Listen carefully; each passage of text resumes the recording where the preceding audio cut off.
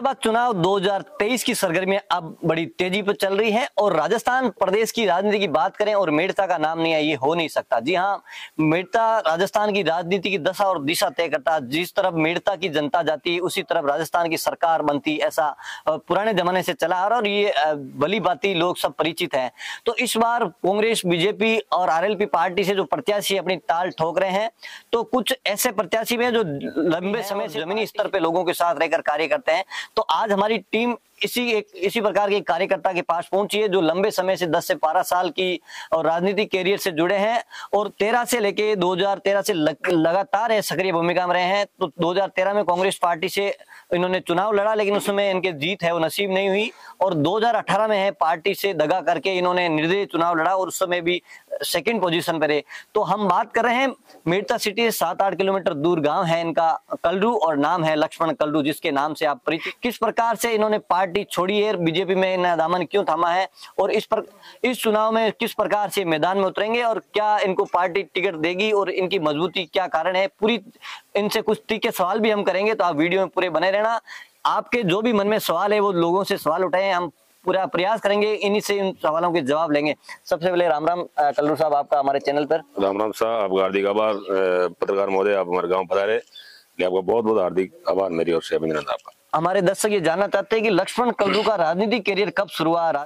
मुझे ऐसा लगा पत्रकार जी, मतलब जैसे जन सेवा हम लोग कर ही रहे हैं जी, लेकिन लोगों की सेवा करने का जो रास्ता है, माध्यम है, वो राजनीति का एक बहुत बड़ा रास्ता हो सकता है जी। इस रास्ते को हासिल करके लोगों की बहुत अच्छे से हम सेवा कर सकते हैं, मुझे ऐसा लग रहा है। हाँ जरूर, मैं जीवन से 92-3 के बाद में ही मैं जो समाज सेवा के लगभग जुड़ा हुआ था। मेरा मानस था हर आदमी की एक जो सेवा की जाए। फिर बाद में आते आते जब 8 में रिजर्व सीट हुई तो भी मेरी कोई मनसा नहीं थी राजनीति मारने की। फिर 2011 में लोगों का भी हम लोग राजनीतिक सेवा में हैं तो हमको भी राजनीति मारना चाहिए, तो प्रयास किया और प्रथम प्रयास में कांग्रेस ने मुझे टिकट दिया, पार्टी ने भरोसा किया मेरे ऊपर। तो उसमें तो मोदी की लहर थी बहुत भयंकर, कांग्रेस शाप हो गई थी पूरे राजस्थान के अंदर, 21 नंबर समट गई थी, उसमें मैं भी शाप हो गया था। लेकिन उसमें भी आप दूसरे नंबर पे रहते क्योंकि आपका राजनीतिक करियर की शुरुआत ही थी उस समय। बिल्कुल दूसरे नंबर था मैं, और मेरा कोई विरोध नहीं था, वो पार्टी का विरोध था, मोदी का उदय होना था और भाजपा की जबरदस्त लहर थी, तो मेरा तो कोई विरोध था नहीं। पार्टी चुनाव लड़ा सेकंड नंबर में। फिर मोहन जी बता दूं आपको, मैंने 2013 से लेकर 18 तक जम के मेहनत की, कांग्रेस को ऊपर उठाने का बहुत भारी प्रयास किया मैंने। हर गांव ढाणी तक मैं जो पहुंचा। आपने क्वेश्चन किया था पार्टी से दगा करके पार्टी छोड़ दी, मैंने खुद दगा नहीं किया था जी। हम लोग दिल्ली में थे टिकट के आस में, मुझे पूरे भरोसा था टिकट मुझे पार्टी देगी। एक पार्टी का फैसला अलग था कुछ जी। तो हम लोग दिल्ली से आ रहे थे, रास्ते में तो टिकट सोनू चित्रा का फाइनल हो गया। मैंने कहा कोई बात नहीं, पार्टी का काम। फिर मैं घर आके बैठ गया मैं तो। फिर यहाँ लोग आए, भाई अपने को बैठना नहीं, अपने को चुनाव लड़ना है, ये चुनाव लड़ना ही नहीं अपने को। तो मैं तो उस दिन मैं बता रहा हूँ आपको, मैं तो डेगाना गया था इस पार्टी फार्म बनाने के लिए, लेकिन लोगों का बहुत भारी दबाव था ऐसा। मतलब मेरी समाज का मतलब आपको चुनाव लड़ना जी। फिर चुनाव लड़ने का मानस बनाया और बनाया। मैंने कहा यार क्यों खराब करो, अपन पार पड़ेगा नहीं, ऐसा लोगों का मानस था। अदर कौम सारी का मेरे फोन आए थे मेरे पास जी।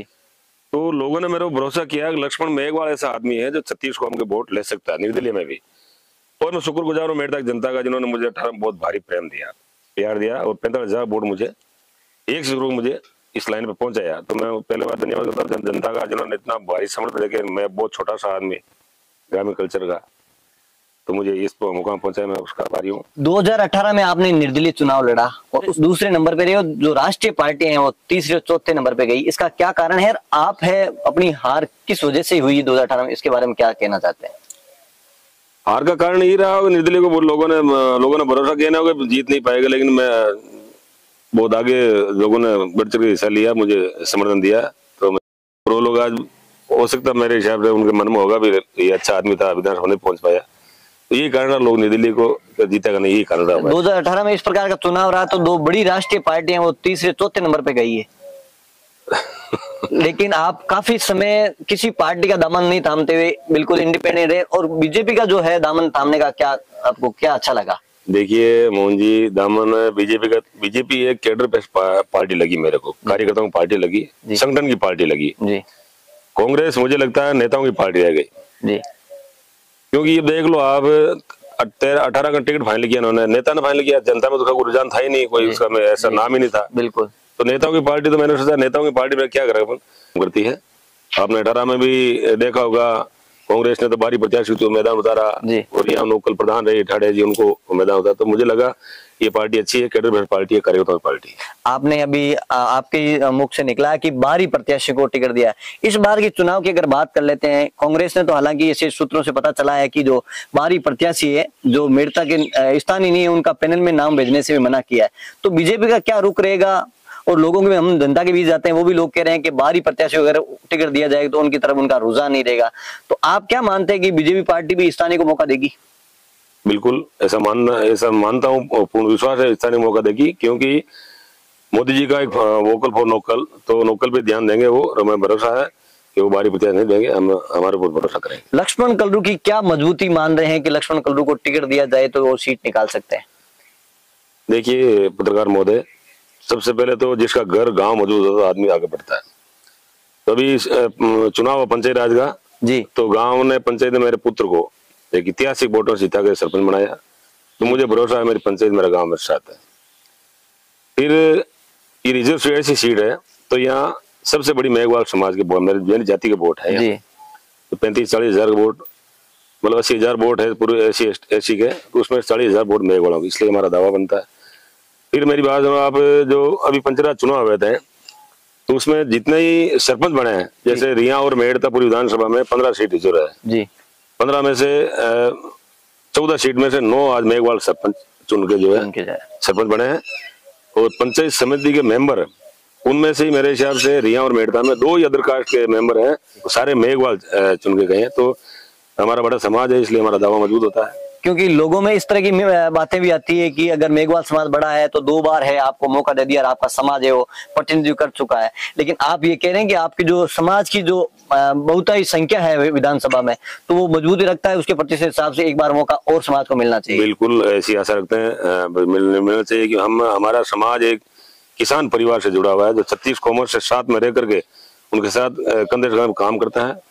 सब किसान परिवार गाँव में सबसे हमारा मेल जोल है 36 कौम से, इसलिए मैंने पहले कहा ना, पंचायत हमारे ऊपर जनता ने भरोसा किया, पूरे मेघवाल समाज पे, सरपंचों पे, पंचायत राज में जी जी। तो और भी मेघवाल भरोसा करें, क्योंकि 2 बार एमएलए मेघवाल ही जो पार्टी से बन के गए थे वो। तो मुझे भरोसा है कि 36 कौम का विश्वास मेरी समाज के ऊपर है। अभी वर्तमान एमएलए है, उसको किस प्रकार उनका कार्यकाल देखते हैं? कौन सी जो मेड़ता के मुद्दे हैं वो सही किए हैं या नहीं कर पाए हैं?